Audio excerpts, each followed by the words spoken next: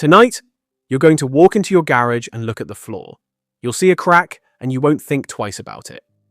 But to a structural engineer, that crack is a story. And it's a story you really need to understand.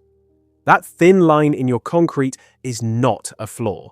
It's a message. It's your house trying to tell you something important. The question is, are you listening? Every foundation crack falls into one of two categories: structural and non-structural.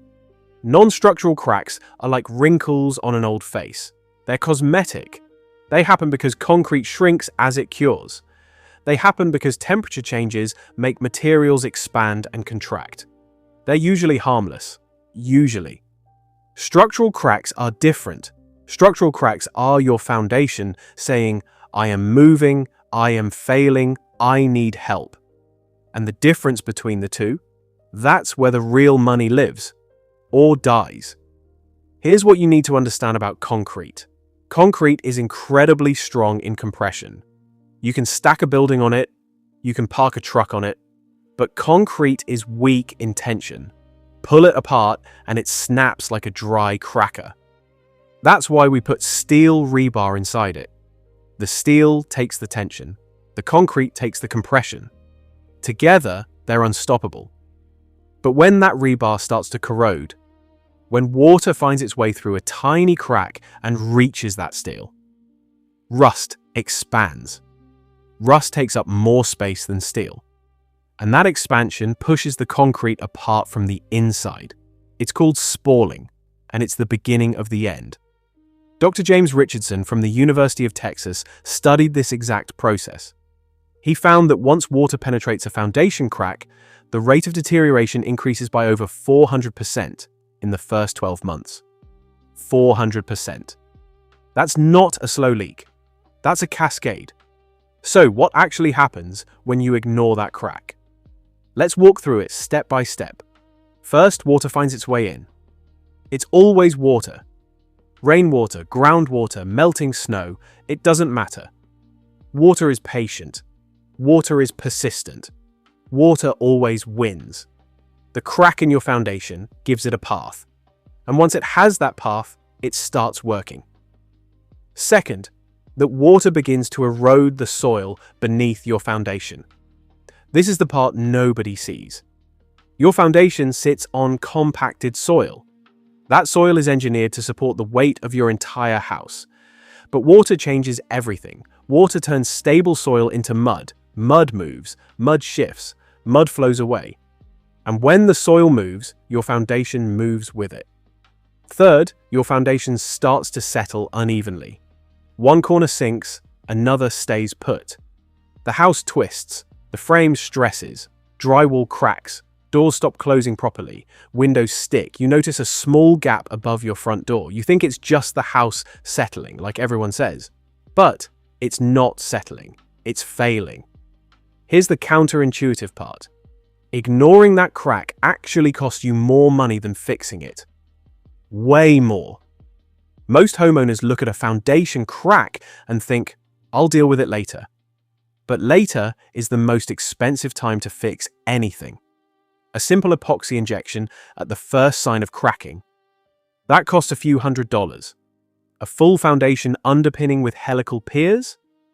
That can cost $40,000, $50,000, even $80,000. And that's if you catch it in time. There's a name for this phenomenon in the construction industry. It's called deferred maintenance. And deferred maintenance has a cousin. His name is catastrophic failure. They show up together more often than you'd think. As Sarah Dunham from the American Society of Civil Engineers points out in her research on residential infrastructure, the average homeowner spends 3 times more on foundation repairs when they wait more than 2 years after first noticing a crack. 3 times more. That crack in your garage floor that you're ignoring right now, it's not getting smaller, it's getting more expensive. But here's what most people don't understand. Foundation movement doesn't stop. It accelerates. Every freeze-thaw cycle widens the crack. Every heavy rain pushes more water in. Every dry spell allows more soil shrinkage. It's a cycle. and each cycle makes the problem worse than the last. There was a study done by the National Institute of Standards and Technology that tracked 100 homes over a decade. They measured foundation movement every single year. The findings were startling. Homes with unrepaired foundation cracks experienced 3 times the structural movement of homes that repaired them within the first year. 3 times. That crack isn't a blemish. It's a lever. So let's imagine you ignore that crack for 5 years. What does that look like? Year 1, you see it. You make a mental note. You tell yourself you'll call someone. You get busy. Life happens. Year 2, that crack is wider. You notice it's now visible from across the room. Year 3, you start to see diagonal cracking in your drywall. Those aren't just drywall cracks, those are shear cracks. Those are your walls telling you the house is twisting. Year 4, your front door doesn't latch properly. You have to lift the handle to close it. Year 5, you start seeing gaps between your baseboards and your floor. That's not cosmetic. That's your foundation losing its battle with gravity.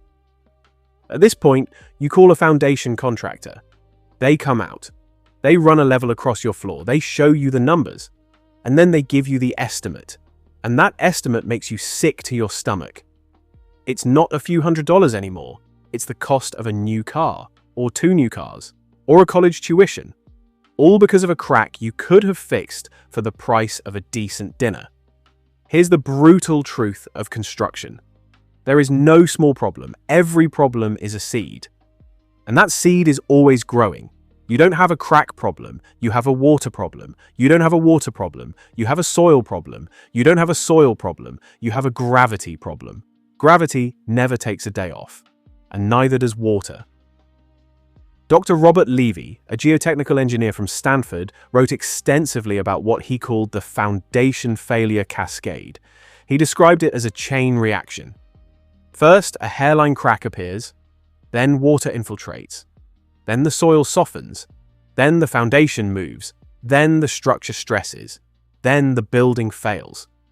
And he said something that stuck with me. He said, the first crack is the cheapest warning you'll ever get. The cheapest warning. That's a powerful way to think about it. So, what should you do when you see a foundation crack? The first thing is simple. You don't panic. Not every crack is a disaster. Some cracks truly are harmless. But you do something. You get it inspected. You hire a structural engineer, not just a contractor. A contractor wants to sell you a fix. An engineer wants to give you a diagnosis. There's a difference. A diagnosis is truth. A fix is a product. Get the diagnosis first. Second, you understand the type of crack. Vertical cracks are usually less concerning. Horizontal cracks. Those are dangerous. Those mean the soil is pushing against your foundation from the outside. That's pressure. That's a problem. Diagonal cracks? Those usually mean one part of your house is sinking faster than another. That's movement. That's also a problem. But you need an expert to tell you which is which. Third, you consider your drainage. The single best way to protect your foundation is to keep water away from it. Gutters, downspouts, grading, French drains. These aren't glamorous. These aren't exciting. But these are what separate a safe foundation from an expensive disaster. Water is the enemy. And your job is to keep the enemy away from the gates. Fourth, you budget for it. If you own a home, you have a foundation. If you have a foundation, you will have a crack eventually. It's not if, it's when. Set aside money. Build it into your mental math.